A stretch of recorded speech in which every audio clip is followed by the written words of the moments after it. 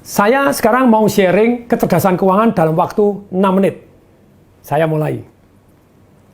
Jadi kalau kita mau cerdas secara keuangan, kita harus tahu dua hal yang sangat sederhana, tapi sayang jarang orang tahu isinya dan bagaimana caranya. Jadi kita harus tahu yang namanya pendapatan, satu, yang kedua pengeluaran, income dan spending. Ternyata yang namanya income atau pendapatan itu ada 3 macam. Sayang kalau Anda hanya punya satu saja. Satu yang namanya active income. Active income itu apa? Ketika Anda kerja, Anda baru dapat income. Anda jadi guru ngajar, jadi pegawai negeri, masuk baru dapat income. Jadi dokter, jadi lawyer, jadi pedagang. Ketika Anda dagang baru dapat duit. Jadi trader, ya Anda itu namanya active income. Nah, sayang hanya satu ini doang. Kemudian yang kedua, Anda harus tahu bahwa dalam income ini ada yang namanya passive income. Tidur pun dapat duit. Ini income yang paling penting, tapi sayang orang tidak fokus untuk membangun passive income.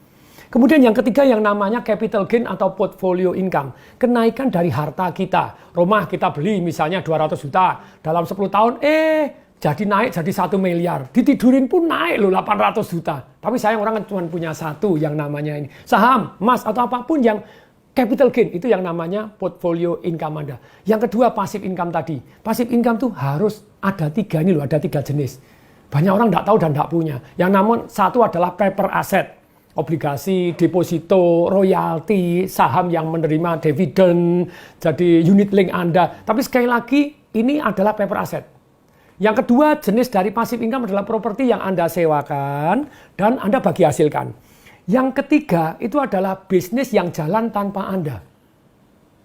Nah, sungguh sayang kalau kita tidak punya passive income. Harus punya passive income karena tidur pun dapat duit. Enak banget gitu loh ya. Nah, kemudian pengeluaran itu ada 4. Satu, pengeluaran yang produktif, kedua pengeluaran konsumtif, yang ketiga pengeluaran yang tampaknya produktif ternyata konsumtif, yang keempat pengeluaran yang tampaknya konsumtif ternyata produktif.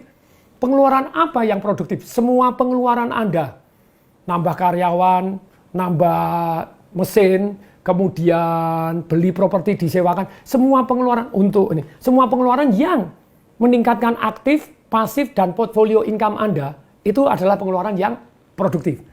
Pengeluaran yang konsumtif, itu ada 3 macam. Semua pengeluaran yang langsung habis, istilahnya Anda baik nambah karyawan tapi ternyata tidak produktif, nambah mesin tapi ternyata tidak produktif. Yang apapun yang langsung keluar duit, langsung habis. Ini ya, untuk makan, untuk minum, untuk tour, nah ini langsung habis. Kemudian yang kedua namanya passive spending. Cicilan mobil Anda, cicilan rumah, lupa cicilan rumah kan harganya bisa naik, bisa. Tapi Anda nyicil itu tetap passive spending. Anda tidak bayar, disita gitu aja gitu ya. Cicilan Anda, langganan A, langganan B, langganan internet Anda, apapun yang keluar terus, itu sebenarnya passive spending. Oke ya. Kemudian yang paling berbahaya ternyata yang ketiga, invisible spending.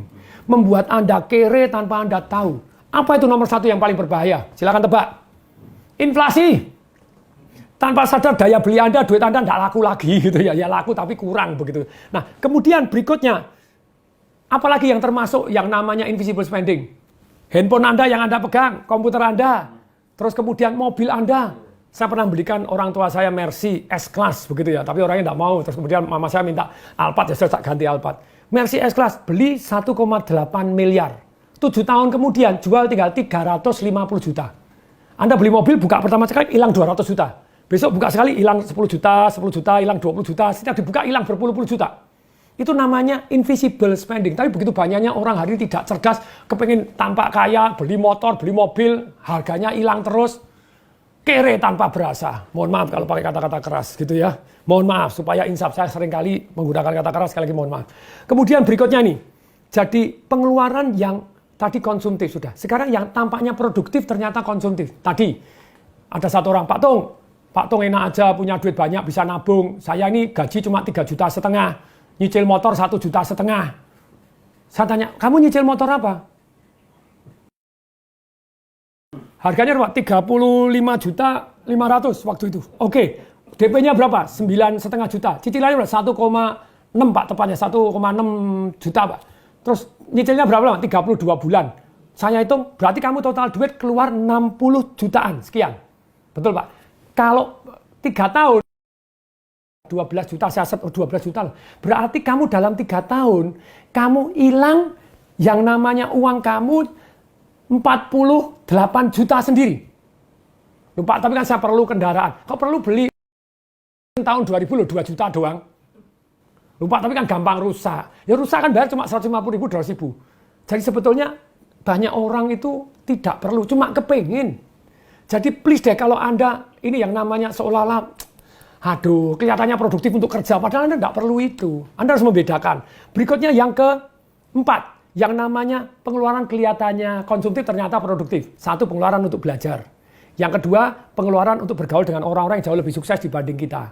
Betul, orang sukses tidak semuanya positif, tapi kita belajar yang positif aja gitu ya. Yang ketiga, untuk amal. We cannot outgive God.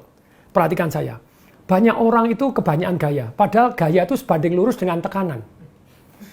Itu hukum fisika, hukum alam ciptaan Tuhan. Apabila hidup Anda banyak tekanan, berarti Anda kebanyakan gaya. Kalau masa tua Anda penuh tekanan, berarti masa mudanya kebanyakan gaya. Boleh kan gaya? Bisa. Caranya bagaimana gaya tanpa tekanan? Pasif income Anda segede gajah, Anda gaya segede kerbau. Maka Anda cerdas secara keuangan. Semoga bermanfaat. Saya Tung Desa Waringin mengucapkan salam dahsyat.